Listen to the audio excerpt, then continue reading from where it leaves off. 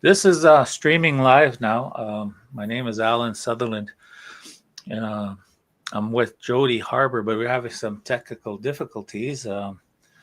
So she just said, just jump right in and go ahead while she works it out to get her um, to get back on fully. But she may join us at the end of the session. So I'm just going to introduce to you my slide, and I have to upload it. Here we go. I hope it works. Yes, it is. Okay. I think this is our fourth session, and this one I want to change up a little bit. It's going to get into the traditional stories um, because what I'm trying to do is have both traditional and contemporary to talk about our empowerment as human beings. So I'm going to introduce myself in my language. Wałbrzki menesisit mesetem nisnakas pizuni do dem hiskunaning doji Treaty 2 territory Nishnawbe Sotuni. My common name is Alan Sutherland, but I'm also known as White Spotted Horse. So there we go with the slides. Now, I'm not sure if I got into this in our last session, but just a reminder, this is still part of the creation stories. This will be part 4. Now, when the human beings were lowered in the 4 corners of the earth, I'll be now shifting towards that red colored spirit that came on Turtle Island on this side of the world. But before you do, I just as a reminder, there are 7 realms of existence. This is our solar system. This is our dimension. This is our place. So Mother Earth was created. So along with all these other layers we're part of, this is the mineral world. This is the rock world, the crystal, and so forth. This is her internal fire. And when you go to the next levels, you're going into the second levels where the trees and plants and water and the land itself, the organic world. Now we're on top. We're in that third level of existence, Manatuekwe. Our relationships with Mother Earth, with our relations with all of our relatives, our surroundings, the animal worlds, the 2-leggeds, the 4-leggeds, those that fly, those that swim, those that crawl, and so forth.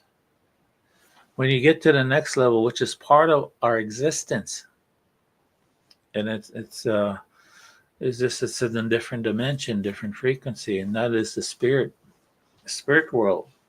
Gijishagog is that sometimes we point up, but they're really all around us.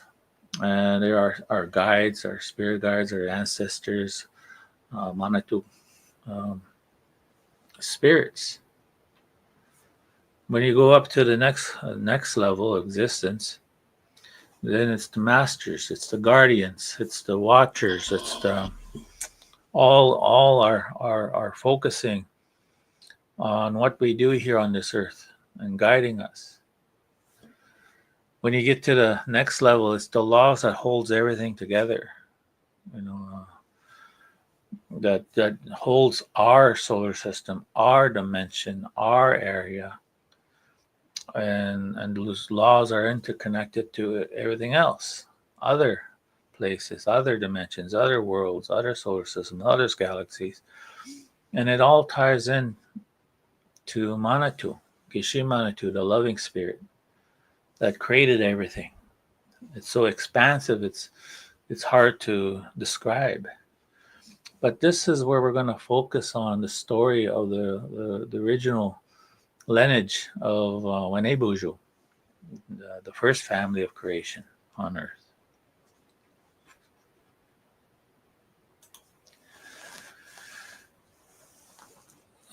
Chika Kendaman is usually the words that we say, an elder will say, so you should know this when telling these stories. When Mother Earth was young, when Aki, Mother Earth, was young, she was radiant, clothed in the first green and crowned with the mountains and wrapped in the waters that sparkled in the sun's embrace. She is called Mother because of her body comes all living things, the plants, the animals, and later the people. Beneath her skin flow the underground rivers carrying the lifeblood of the world. This water is her blood, moving through her veins, feeding the roots of the trees and the hearts of the lakes. Her breathing is the wind that moves across her body. Her heartbeat is the drum we hear in the thunder and feel in our ceremonies. On the surface stands the four sacred directions. Wabanang, east, is where the sun rises and bringing in new beginnings, such as this day. Shiwanganong, south, is where the warmth and the growth to live by. Nigagamananganang, west, is the place of change, transformation, and the setting sun. Hiwetanen, north, the place of clarity, endurance, and wisdom. There's also the four sacred elements. There are many teachings, and what I'm teaching today is very brief, but in our lodges, they're quite long and extensive, and it takes a lot of care and a lot of detail to go through. Now, the four sacred elements, Gishimanatu, the Great Spirit, loved Aki and wished to complete her so life could flourish. The Creator reached into her being and drew out the four sacred parts. Aki, her body, the soul, the mountains, the stones, the place where roots anchor. Water, Nibi, her blood, the flowing rivers, lakes, and seas, the gifts of cleansing and life. Wind, Nudin, is her breath, the moving air, the gift of voice, the song and change. Fire, Ishkuti, her spirit, the sun's warmth, the lightning, the sacred flame in the lodge. Our connections to all of this is those four fires that I talked about before. The source, Manitou, the sun, Kisik, Nimama Ki, in our heart, our ceremonies. Now, our responsibility, because we were born with these elements, we are family that lives upon Aki. The Anishinaabe remember that to harm the earth is to harm ourselves. For when the rivers are poisoned, her blood is poisoned. And so is ours. And when the winds are choked and her breath is choked, so is ours. And that's what's currently going on in North America, in what we call Turtle Island, is that you see the smoke in the air from the fires. And we too are impacted by that. Now, there's a teaching here of the four orders of creation. According to the Anishinaabe tradition, the earth Aki was created in four orders. The first order of creation involved the emergence of the water, then the rock or the land, and the fire and the wind. And the Anishinaabe consider these four elements sacred. It is during the first order of creation that the universe, the sun, the earth, and the moon were created, where rock first emerged from the great sea. And we refer to all of this as grandfathers or grandmothers. The second order of creation involved the creation of the trees, the plants, the vegetables, and fruits. This order brought forth all of the members of the tree nation, such as the maple, the birch, the cedar trees. It also brought the medicines found in the red willow tree, the strawberry, as well as other berries, the cattails, for example. Everything is medicine. And the third order of creation brought the world the four-legged, the winged, the swimmers, such as the bear, the eagle, and the pike. It is these animal beings that will teach human beings the knowledge about medicines and how to use them. We are pitiful as human beings. It is through their wisdom and their strengths and teachings that helps us become a better human being. So these animal beings also teach us good governance practices. They are very symbolic in what we do. According to Anishinaabe tradition, it is said that these three orders of creations thrived and lived together for a long time before us as human beings ever showed up. Now, the fourth order of creation occurred when the humans were lowered to the earth. Anishinaabe stories tell us that all through humans are born with this wonderful gift and ability to dream, to imagine. We are also the most pitiful, as I said earlier. Humans are pitiful in that we are the most dependent on these three orders of creation. And we're not alone in all this. While water and the plants and the animals lived here on earth for a very long time without us, thus can continue to live without us, humans cannot live without them.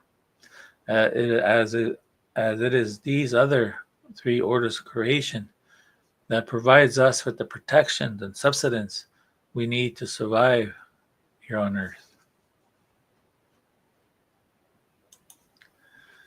Now I'd like to get into a traditional story of the first human beings. This is what we call Wene Bojo's sacred lineage.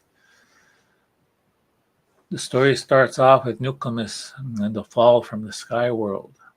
And I wanted to share with you that I heard many other similar and even different origin stories, traditional stories, and they're all truthful.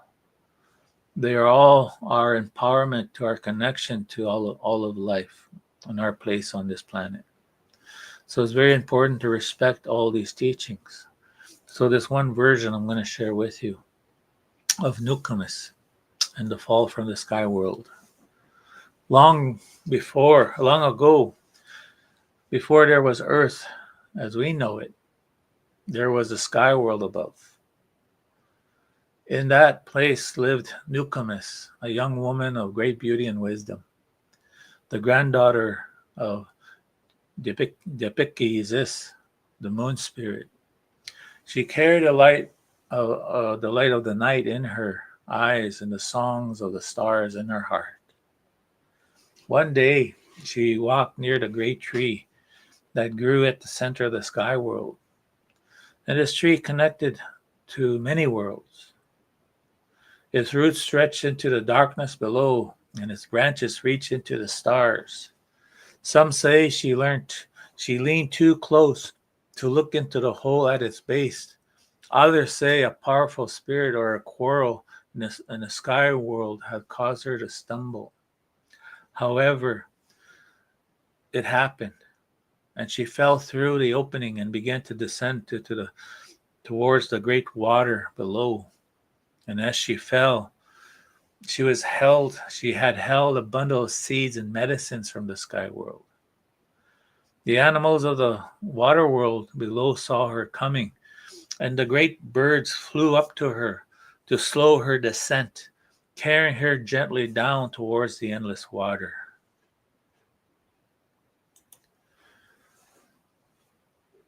What this part is talking about is when Makwa, the bear, saw Nokomis come from the water. And there was a larger version that she was upset because she was pushed into the hole by one of her sisters over a quarrel, and she ended up in the bottom of the water, and she's fuming, she's steaming mad, and she's creating that heat. And sometimes in underwater there's that, they call it volcano activity, and she was representing that growth from the land because she was upset. Anyway, when she splashed down, Nokomis on the land itself have seen her fall and seen her go down below. And Makwa was just staring at her and see how angry she was. So he waited patiently until she calmed down, and he waved, and he said, "Come on over." So Nokomis stood upon the new earth, looked around at the world still young and quiet. Her skirts was heavy with water, Her hair clung to her face. The moon above shone her like down. In the silver glow of Nokomis stepped into the shore and walked out of the waters into this new land. It was then that Makwa, the great bear, had approached her. He had been watching the shadows of the first forest, drawn by the scent of the medicines that she carried from the sky world. Makwa stepped forward, huge, strong, and unafraid. For in those days the animals and the first humans spoke the same language. And the bear asked, "Who are you, woman of the waters?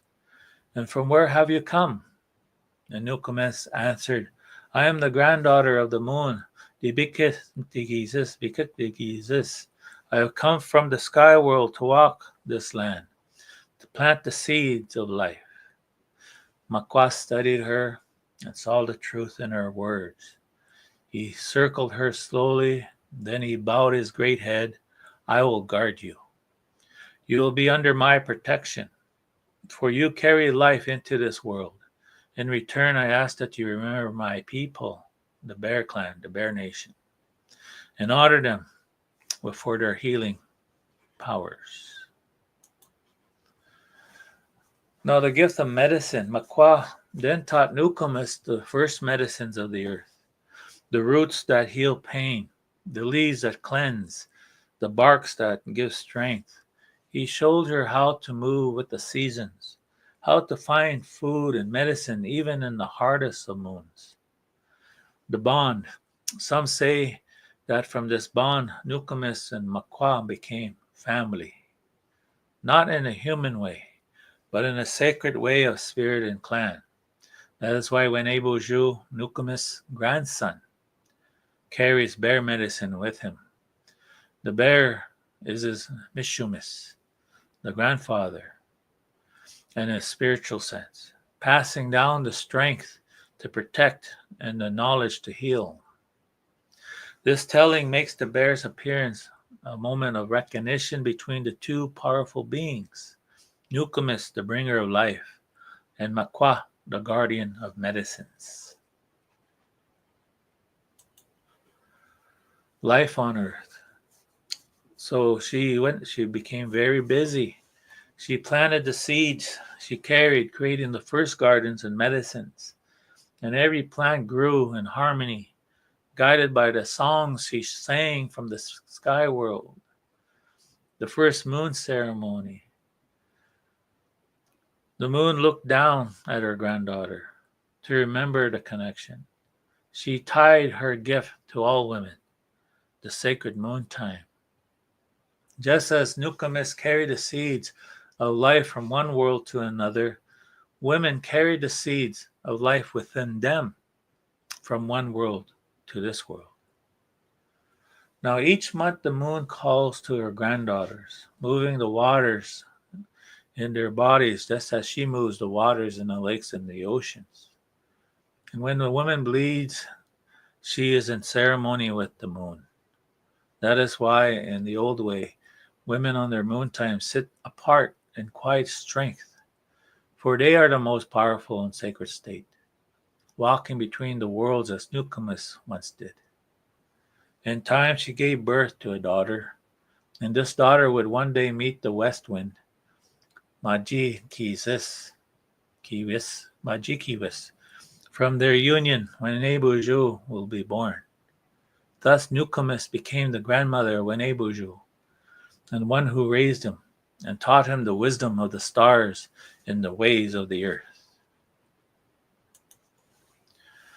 Weno, the mother of Wenona, the mother of Wenebuju. Wenona is the daughter of Nokomis, a term of respect for the elder women who are kind and forgiving and ready to share what they know with children. They tell stories about humans, acted out by humans, talk about life, but what we should do and what we should do not do. Like Mother Earth teaches, she knows. Remember the fourth order of creation. Children and adults are only must watch and listen to all the life around them, to insects, to birds and animals and fish and plants, to learn how to live in harmony, to have a good relationship with all relations, with neighbors. As grandparents tell stories, children learn language, enrich their imaginations, rouse their curiosity about the here before and the hereafter. The power of life is always in the moment. One day when Winona sneaked away from Nokomis and she went against the instructions of Nokomis that says, stay close, don't go far. But she wanted to see the world and she went far. That is where she was seduced by a west wind who stole her heart. At first, West Wind was kind to Winona, but later in this relationship, she was mean to her. So Winona had to leave him. When Winona became pregnant, the west wind did leave her, and she went back to Nokomis. Winona went back to Nokomis, and she immediately looked directly in her daughter's eyes and said, "You're going to have a child. Your eyes tell on you." So she paused and said, "You're going to give birth to Manitou's child." The story of Winona and West Wind teaches that the marriage between the earth and the sky and how the balanced seasons and directions was created. Once again, this is a longer story. I had to shorten it. So Winona just didn't have one baby, she had 4. And the first baby was Weneboju, and the most powerful of the babies. As Nokomis was tending the first baby in her wigwam, Winona gave birth to 3 other babies. And this happened very quickly. They are Maji Kawis, Pakawis, Chibayo Oshu, and the last baby was a very difficult birth because that one represents rock, the land. And it was difficult. Sadly, Winona passed away giving birth to the last baby. And the babies grew very quickly and left. Now, by the time Nokomis returned to Winona, she found her daughter had passed away and there was no other babies to be found. This is why Weneboju was the only grandchild Nokomis had raised. And she would call him Nusis, her grandson. And this is how they say Weneboju and his brothers came into the world. And what we know about Weneboju is that he is very powerful. His powers come from the west wind because that's who his dad is. And we know he gets his power from the stars because that's where Nokomis came from. His grandmother came from the moon, Dibikisis, and that his grandpa was the bear, Makwa. So Weneboju had his place on this earth too. It's where he got his gifts of medicines from and his empowerment. And because of all these powers were combined in him, made his heart connected to both upper and lower world. It made him a very strong person with a strong heart. So Anishinaabe is honoring these stories as from whence we were lowered to the earth as original human beings. And as we call ourselves Anishinaabe, the original peoples of Turtle Island. While many Anishinaabe know about the boy named Weneboju, sometimes referred today as Nanabush, who brought us the sacred pipe. Many do not know about this 3 older brothers and the gifts that they brought, because they went on and they went into the world. Later on, Weneboju knew about them and reunited with his family. Now, further, while some know that it was Spirit of the Wind, West Wind, that fathered Weneboju, many do not know that it was Winona who gave these 4 boys life on the earth. Winona's second son was named Ajikawis. Like all of Winona's children, he was very gifted. When visiting the Bear Nation in the west, Ajikawis Majikawis was introduced to the wampum diplomacy and how to make treaty with their relationships and their neighbors around them. He was quite taken with his ability to record knowledge and brought it home to show his mother. The wampum diplomacy, that was a little typo because his mother should have said Newcomus. He went and showed us to Newcomus. Now, the wampum diplomacy is an ancient way of recording important events and ascribing meaning in belts. To record this history records our way of life, using dyed beads carved out of shells. Wampum belts consist of a series of icons and symbols of knowledge, where, when read together, they tell the story of an event. One such important event that was recorded in wampum belts was in 1764 treaty at Niagara. The Anishinaabe, along with many other nations, facilitated this treaty event. And at this time, the three wampum belts were exchanged: the British and Western Great Lakes Confederacy belt, the 24 Nations belt, and the 2-0 wampum belt. The 2-0 wampum belt is quite large, and it's used in almost every treaty gathering to talk about our relationships with the newcomers. Now, collectively, these new wampum belts represents Canada's first constitutional documents. They record a political relationships with peace, friendship, and respect, where sharing is inherent. It was very important then, as it should be more important even for today, to remind us how we're connected to each other in the development of Canada. Winona also gave birth to the other sons, Pukwasis and Chibayawabujo. Pukawis brought a gift of drama, dance, and entertainment. He brought the songs. He brought this energy that matches up with Mother Earth. And while Chibai Abuju invented musical instruments such as the drum, the flute, and the rattle, together, this is the dance of life. In Anishinaabe tradition, it is appreciated that knowledge is more than what people are to be articulate. Knowledge is to be one feels and one does in practice. To be fully engaged is to take the heart connection, the heart approach to everything, to feel everything. Though respecting and practicing these four gifts, the Anishinaabe assured knowledge is holistic and embodied, lived and felt. Once knowledge is embodied and felt, rather than simply understood intellectually, people will be able to rely on it in times of joy, sorrow, and grief. In this way, our knowledge system is medicine to our soul. Life is about the lessons learned.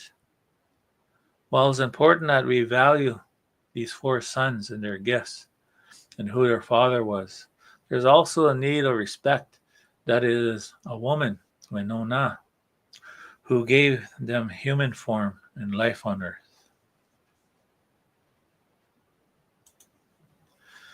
His grandmother, Nukamis, from the moon, Ibikizis. Nukamis descended from the star world, and from the moon, Ibikigis, the great grandmother of the night. She carries the cycles of time, the poles of the waters, and the wisdom of the seasons. She raised his Wainibuju and taught him the old ways, the names of the constellations, the teachings of the stars, and how to listen to the quiet voice in the darkness.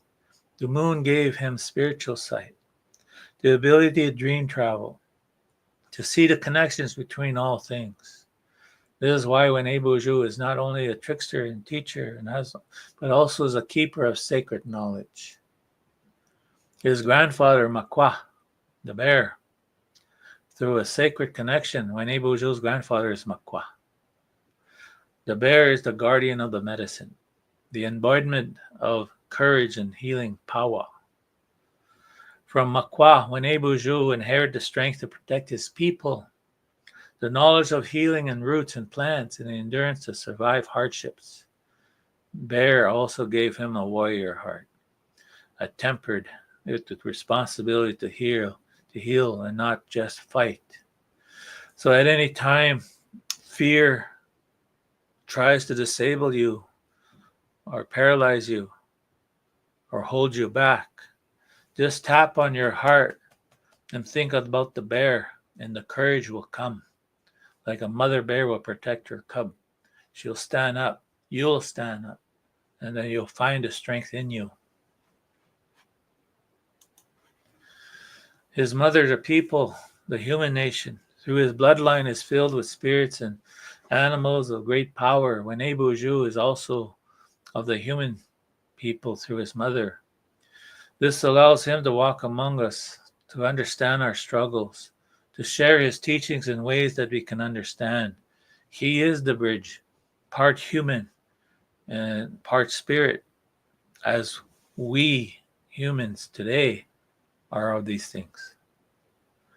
His father, the West Wind, Majiki, the West Wind gave his son the strength of movement and change, the ability to travel swiftly between realms, to steer the waters and trees, to carry messages like the wind. That is why when Ebuju can appear and vanish and shape and command the elements, the wind is the West and is the wind of maturity, power, and lessons, his father's gifts. Pay attention to the wind when you walk on the trails and the leaves are shaking, because you may be receiving not only from your ancestors messages, but you might even get the message, the teaching from the West Wind.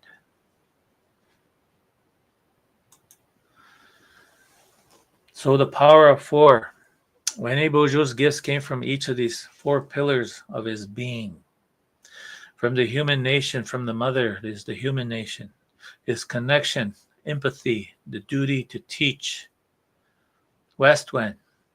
West Wind is the father, power of movement, transformation, and the command of the elements. Moon and stars, grandmother, wisdom of cycles and dreams and cosmic knowledge. And the bear, grandfather, strength, protection, and the medicine, the healing medicine. Why we remember, why we have to remember. This is why Winnie Bourgeois is powerful beyond measure. His power comes from the four realms of wind, transformation, movement, and change. From the moon and stars, his guidance, dreaming, and cycles. From the bear, the healing, the courage, endurance, and the human nation, connections, compassion, and responsibility. We are all of these. This is who we are as we walk on with Mother Earth, with all these elements of life. Miigwech.